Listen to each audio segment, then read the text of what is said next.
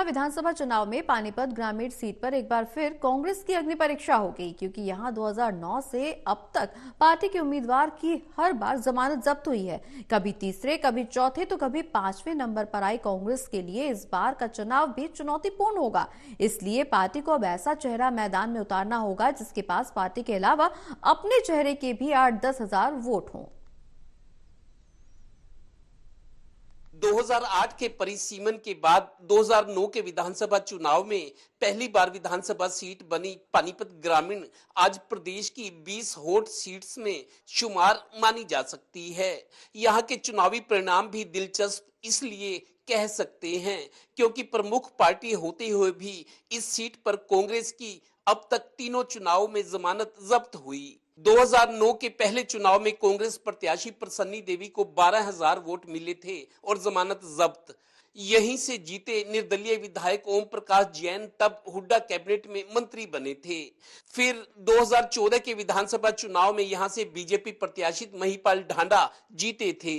तब कांग्रेस प्रत्याशी खुशीराम जागलान को 15,000 के आसपास वोट मिले थे और वो तीसरे नंबर पर रहे, पर जमानत फिर जब्त। फिर 2019 के विधानसभा चुनाव में एक बार फिर महिपाल ढांडा जीते। इस बार कांग्रेस प्रत्याशी ओम प्रकाश जैन 10,000 वोट लेकर पांचवें नंबर पर रहे थे। यानी अभी तक कांग्रेस प्रत्याशी की तीनों चुनाव में जमानत जब्त हुई है, कभी तीसरे, कभी चौथे तो कभी पांचवें नंबर पर। देखिए, भरोसा जीत पा रहे तभी तो इतनी बड़ी संख्या में लोग आ रहे हैं। आज से पहले कभी किसी सरकार के दिमाग में इस तरह की बात आई ही नहीं, उनके दिमाग में भी नहीं आई 65 साल में, और हमने उसको 10 साल में जमीन पे उतार के दिखा दिया है, प्रैक्टिकली दिखाया है। अब जबकि अगले चुनाव में प्रदेश में मुकाबला बीजेपी वर्सेस कांग्रेस लग रहा है, तो बीजेपी के पास एक बार फिर ना तो ठोस उम्मीदवार की कमी है, ना ही माहौल की। बीजेपी के 3 संभावित उम्मीदवारों में लगातार 2 बार के विधायक महिपाल ढांडा बेशक प्रबल उम्मीदवार हैं। हालांकि ये बीजेपी है, पता नहीं क्या दांव चल दे। पर कांग्रेस की दिक्कत वही पुरानी है। यहाँ 1 दर्जन से ज्यादा दावेदार लाइन में हैं, पर मजबूत चेहरा और भरोसा जगाने वाले की अब भी कमी दिखती है।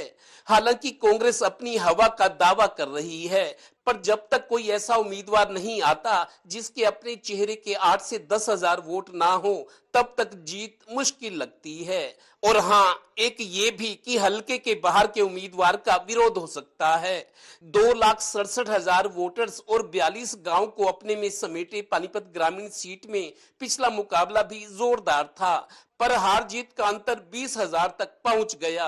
अब हालात और हवा बदली हुई है, इसलिए मुकाबला फिर जोरदार होगा। पानीपत ग्रामीण ही क्यों, इस बार सभी चुनाव जोरदार रहने वाले हैं यकीनन।